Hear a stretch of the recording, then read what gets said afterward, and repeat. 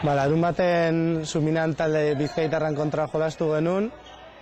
Partio erabaki horra zen, bigarren fasiari begira partio gehiago irabazita sartzeko.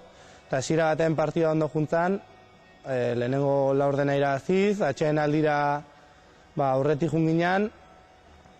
Baina, beraiek defensan estutu zuten, erason gauzakiten hasi zian, eta gu pixkanaka beraka junginan, eta azkeneko laurdenen 10 puntu batik galdu genuen, eta azkenen beraiek partidua eramatea lortu zuten.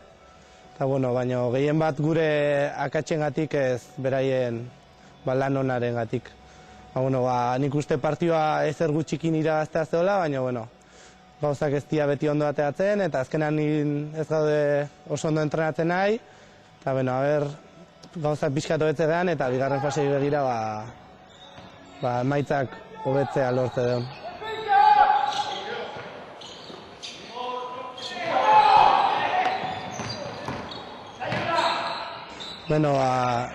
Etxean esan barrago etxetik kanpo baino askoz hobeto jolasten degula.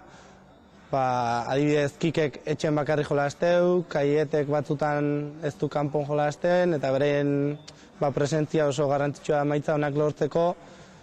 Eta esan behar dago etxen askoz agresibo jolasteula, eta kanpoa jute gehanen, jolasten hasi baino lehen iaia partioa galdutzat emate deu, ze historikoki gure klubak etxetik kanpo gutxi irabazteu.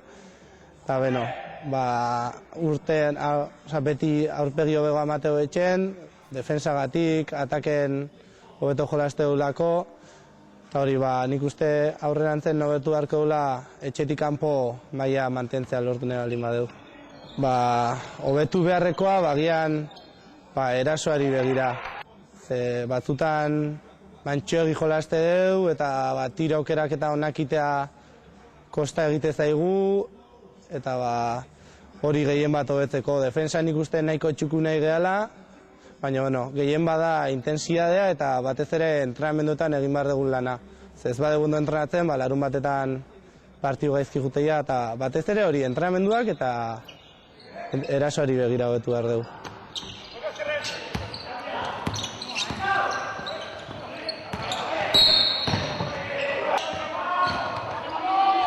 Bigarren fasea hurrengo astean hasiko deu, eta sartu geha bi ligetako azken 5 taldeak, eta nik uste zaila izango ala maila mantentzea, baina lan egin behar duela maila mantentzeko. Lehen faseko partidu batzuk bigarren fasera eramaten dituzu, aurkari zuzenekin jolastutakoak, eta bigarren fasean sartzen gara 3 irabazita eta 5 galduta. Horrek esan nahi du, etxeko partidu guztiak irabazi eta etxetik kanpo zerbait irabazi behar. Etxeko partioekin bakarrik ez da nahiko izango, eta beste taldeak batzuk sartzen diagu baino partidu gutxiago irabazita, baina beste batzuk esartzia gure aurretik, eta horrek lan handia emango digu fasea aurrera atatzeko. 4 talde geizteia eta hoi asko dira, 10-etik 4 geiztea, horrek esan nahi du 4 atzetik utzi harritugula.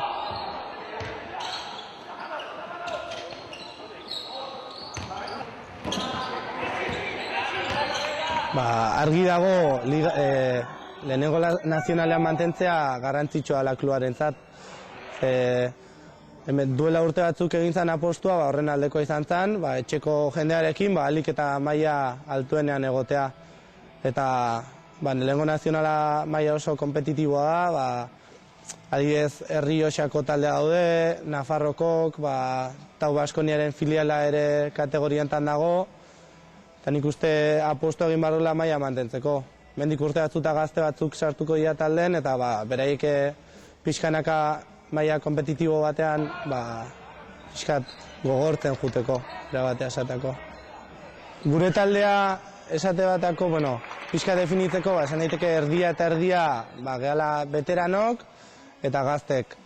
Veteranok urte asko da makizkite jolasten, eta beraiek esategu gaztek indartxu sartzean talde guzteko behartzea bezala. Eta gazteri goendik falta zaigu, beste bultzada bat ematea, ze oraindik gaztek talden sartzen nahi geha, baina oraindik garrantzitsuk veteranonak dira. Hemendik urte batzuta espero du jendea berria sartzea, eta Eta beste taldei pixka begiratuta, pare bat talde kenduta gainontzeko veteranoi, oso veteranok. Eta partida mailatan batez ikustea askotan bizi izan dituztela horrelako partiduak eta noten zeie beste soltura mota bat horrelako egoerak jokatzeko. Eta guri agian hori gaztei guendik falta zaigu rodaje txiki hoi, partida maila jolastu ahal izateko.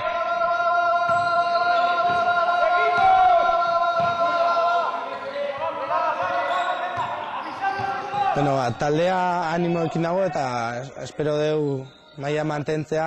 Lehen fase azkeneko postun bukatu dugu, bajak izan diteu, entramendutan intensidade gutxi eta horri bueltan batea espero dugu. Eta gogoa bintza badago aurreratea eta maila mantendu ahal izateko. Esan barra dago, gertuatzeianak oso fidela diala, beti bi astez behin honea etortzeia, beraien intentzionenarekin eta taldea animatzeko. Lehen garei batean kiroldegizarren jende gehiago hurbiltzezan taldea ikustea, animo edo hoi bigarren faseari begira bueltatzean. Espero dugu afizioaren laguntzakin maila mantentzen duen.